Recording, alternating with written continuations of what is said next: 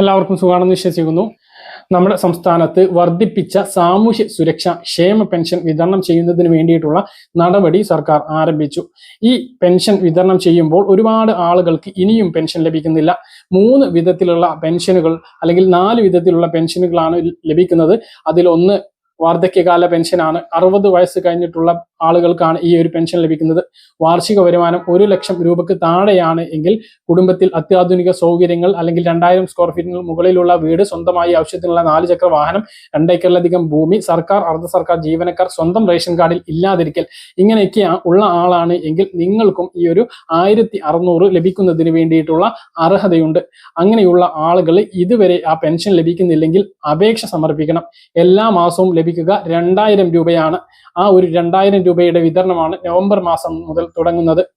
ഈ നവംബർ മാസം 20-ാം തീയതി മുതൽ വിതരണം ആരംഭിക്കും എന്നാണ് ധനമന്ത്രി കെ എൻ ബാലഗോപാൽ അറിയിച്ചിട്ടുള്ളത്. അത് വെറും 2000 മാത്രമല്ല, പഴയ ഒരു കുടിശ്ശികയുണ്ട്, അത് 1600 ഉണ്ട്. അങ്ങനെ 3600 വിതരണം ചെയ്യുന്നത്. കൂടാതെ ഡിസംബർ മാസം മുതൽ വീണ്ടും 2000 രൂപ, ഡിസംബർ, ജനുവരി എല്ലാ മാസവും 2000 രൂപ ലഭിക്കും.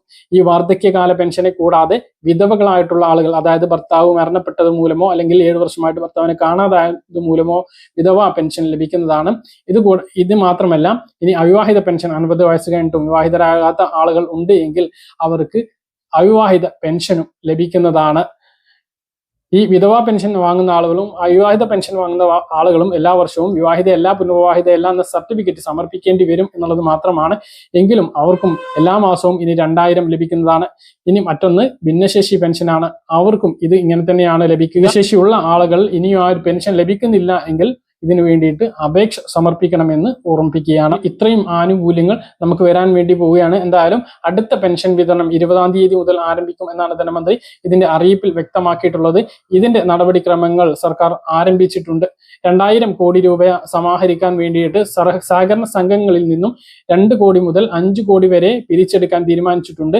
സഹകരണ സംഘം രജിസ്ട്രാർ ഇതിനു വേണ്ടി എല്ലാ സഹകരണ സംഘങ്ങളോടും ഈ തുക നൽകാൻ വേണ്ടിയിട്ട് പറഞ്ഞിട്ടുണ്ട്.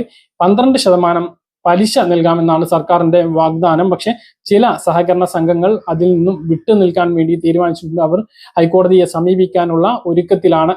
കാരണം അവർ ചില സഹകരണ സംഘങ്ങളൊക്കെ വളരെ കടക്കണിയിലോ അല്ലെങ്കിൽ നടത്തിപ്പ് തന്നെ പ്രതിസന്ധിയിലായ സാഹചര്യത്തിൽ സർക്കാർ ഇങ്ങനെ ഈ സഹകരണ സംഘങ്ങളിൽ നിന്നും ഈ കടം വാങ്ങുകയാണ് എങ്കിൽ അത് അവരുടെ നടത്തിപ്പിനെ ബാധിക്കും എന്നാണ് അവരുടെ വാദം.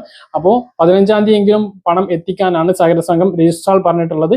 20-ാം തീയതി മുതൽ പെൻഷൻ വിതരണം ചെയ്യും എന്നാണ് ധനമന്ത്രി പറഞ്ഞിരുന്നത്. എങ്കിലും 27-ാം തീയതിയൊക്കെ ആയിട്ടേ പെൻഷൻ ലഭിക്കുകയുള്ളൂ. കാരണം പഞ്ചായത്ത് ഇലക്ഷന് തൊട്ട് മുമ്പായിട്ടായിരിക്കും ആ ഒരു പെൻഷൻ ലഭിക്കാനുള്ള സാധ്യത. എന്തായാലും ആ ഒരു രീതിയിലാണ് പെൻഷൻ വിതരണം ഉണ്ടാകുക എന്നുള്ളതാണ്.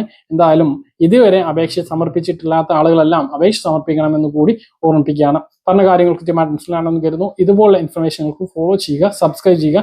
മറ്റൊരു വീഡിയോയുമായി കാണാം.